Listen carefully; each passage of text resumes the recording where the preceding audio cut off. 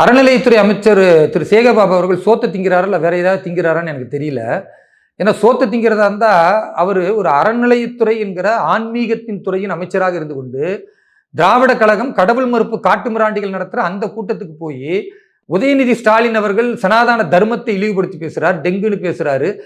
ராசா அதே இடத்துல எய்ட்ஸுக்கு ஒப்பிட்டு பேசுகிறார்.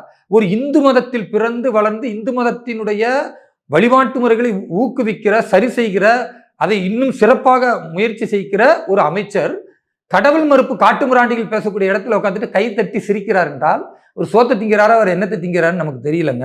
இப்படிப்பட்ட ஒரு கேவலமானவர்கள் எல்லாம் அறநிலையத்துறைக்கு அமைச்சராக போறது ஐயா ஸ்டாலின் போன்ற அறிவாளிகளால் மட்டும்தான் முடியும். வேற எந்த தமிழக முதல்வரும் அப்படி செய்ய முடியாது. அதனால இந்த மாதிரியான நபர்கள் இப்படித்தான் பேசுவார்கள் என்பதை மக்கள் புரிந்து கொள்ளணும். பாரத் மாதா கி ஜெய்னா என்ன அர்த்தம்? பாரத தாயின் புகழ் ஓங்குக. நம்முடைய தாயை எவ்வாறு மதிக்கிறோமோ அப்படி நம்முடைய இந்த மண்ணை, இந்த நிலத்தை எல்லாத்தையும் மதிக்கணும் அப்படின்றதுக்கு அர்த்தம் தான் பாரத தாயின் புகழ் ஓங்குன்னு அர்த்தம்.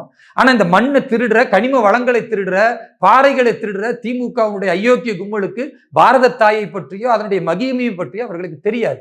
அதனால தான் அவர் இவ்வளவு கேவலமா பேசுறாரு.